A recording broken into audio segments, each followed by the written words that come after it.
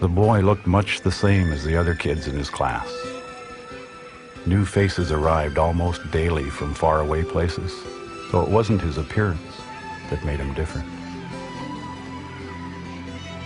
He'd always tried his hardest, but try as he might, somehow he didn't seem to be able to get excited about the same things his classmates did. This year was no different. And so, as the years gone by, his mother would please him greatly by taking him out of school for a time. Again, she was sending him off to live with his grandfather, his ya'a, to listen, to think, and to learn. Ya'a would reintroduce him to the wind, the tree, the earth. Ya'a would speak of responsibilities and of rights. Ya'a would fascinate him with legends of the eagle, the whale, the raven, and the wolf. Of all the tales his grandfather told, none captured his heart more than the stories of the old ones, the elders. And as the stories slowly became part of him, by the seashore, in the clear red sky of early evening, he began to see them. They appeared as images suspended in the air up toward the sun. Their lips were still, yet he heard them speak. Their message, like the words of his ya'a, was clear and true. A message gone too long without being passed to other hearts. He and his ya'a would share the words of the elders often with all those who cared to listen, with all those who cared at all.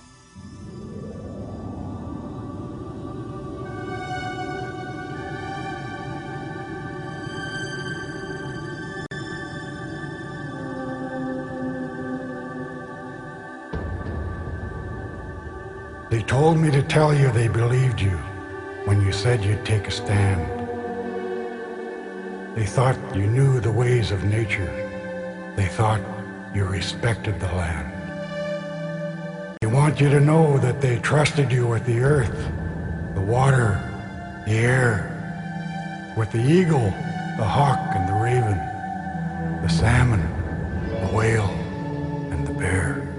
You promised you'd care for the cedar and fir, the mountains, the sea, and the sky. To the elders, these things are the essence of life. Without them, the people will die. They told me to tell you the time has come. They want you to know how they feel. So listen carefully. Look toward the sun. The elders are watching. They wonder about risking the salted waters, the ebb and flow of running tide. You seem to be making mistakes almost daily. They're angry, they're hurting, they cry. The only foe the huge forest fears is man, not fire nor pests. There are but a few who've come to know, to appreciate nature's best. They watch as you dig the ore from the ground. You've gone much too deep in the earth. The pits and the scars are not part of the dream for their home, or the place of their birth. They told me to tell you the time has come. They want you to know how they feel. So listen carefully. Look toward the sun. The elders are watching. They say you hunt for the thrill of the kill. First the buffalo, now the bear. You say you know just how few there are left, and yet you don't seem to care. You said you needed the tree. You'd take but a few. You're aware of the home of the deer, the wolf, the fox. Yet so much of their land now stands bare. They have no problem with fishing for sport. There are lots of fish in the sea. It is for the few who will waste the catch. For you, they're speaking through me. They told me to tell you, the time has come. They want you to know how they feel. So listen carefully. Look toward the sun. The elders are watching.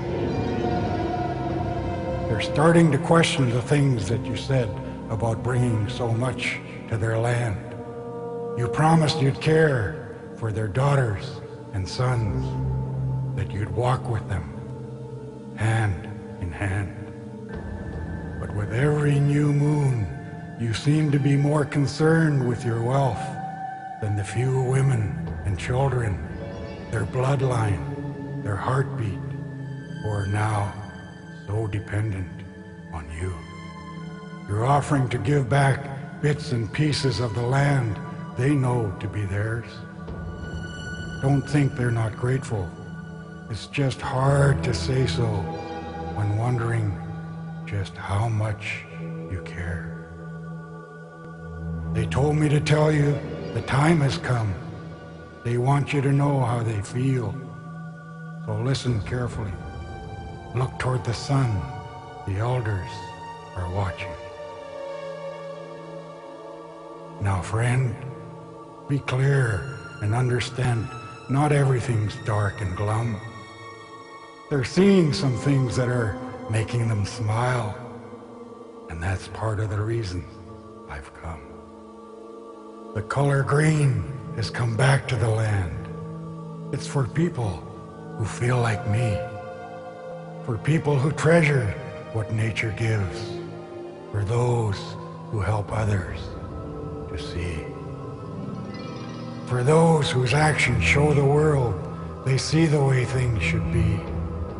They do what they can and give what they have, all for an ancient tree. They told me to tell you the time has come. They want you to know how they feel. So listen carefully. Look toward the sun. The elders are watching. Of all the things that you've done so well, the things they are growing to love, it's the sight of your home, the town that you've built. They can see it from up above. Like the sun when it shines, like the full moon at night, like 100 totems tall, it has brightened their sky. And that's why they sent me to you with their call. Now I've said all the things that I told them I would. I hope I'm doing my share. If the beauty around us is to live through this day, we'd better start watching and care. They told me to tell you the time has come. They want you to know how they feel. So listen carefully. Look toward the sun. The elders are watching.